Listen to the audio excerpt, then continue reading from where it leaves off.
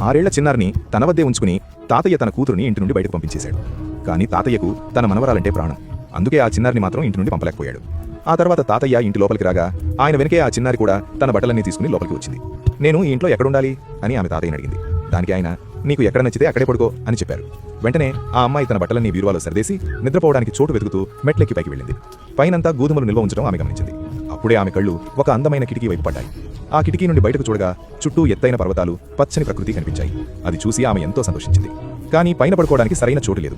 దాంతో తాతయ్య ఆ గోధుమల రాశిపై ఒక దుప్పటి పరిచి ఆ చిన్నారి కోసం ఒక చక్కని పడకను సిద్ధం చేశారు.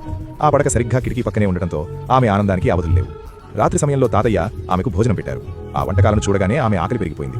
వెంటనే ఒక చిన్న పీట వేసుకుని కూర్చుని తినడం మొదలుపెట్టింది. భోజనంతో పాటు తాతయ్య ఆమెకు పాలు కూడా ఇచ్చారు. ఆ పాలను ఒక్కసారే తాగేసిన ఆ చిన్నారి, తాతయ్య, ఈ పాలు చాలా రుచిగా ఉన్నాయి, నగరంలో ఇలాంటి పాలు ఎక్కడా దొరకవు అని మురిసిపోతూ చెప్పింది. మరుసటి రోజు ఉదయం నిద్రలేవగానే ఆమెకు ఒక సీతాకోక చిలుక కనిపించింది. దాన్ని పట్టుకోవాలని ఆమె వేగంగా పరిగెత్తింది. అలా వెళుతూ పర్వతంపై నుండి జారి ఒక లోయలో పడిపోయింది. అయితే ఆ లోయ లోతైనది కాకపోవడంతో ఆమెకు ఎటువంటి దెబ్బలు తగలేదు. ఆమె పైకి చూడగా మళ్లీ అదే సీతాకోక చిలుక కనిపించింది. దాంతో ఆమె ఉత్సాహంగా లేచి మళ్లీ దాని వెనకాలే పరిగెత్తింది. మరో రోజు తాతయ్య ఏదో పని చేస్తుండటం చూసి, తాతయ్య, నువ్వు ఏం చేస్తున్నావు అని అడిగింది. దానికి ఆయన, కొంచెం సేపు ఆగు, నేనేం చేస్తున్నానో నీకే తెలుస్తుంది అన్నారు. నిజానికి ఆ చిన్నారి కూర్చోవడానికి ఇంట్లో సరైన కుర్చీ లేదు. అందుకే తాతయ్య కష్టపడి ఆమె కోసం ఒక చిన్న కుర్చీని తయారు చేసిచ్చారు.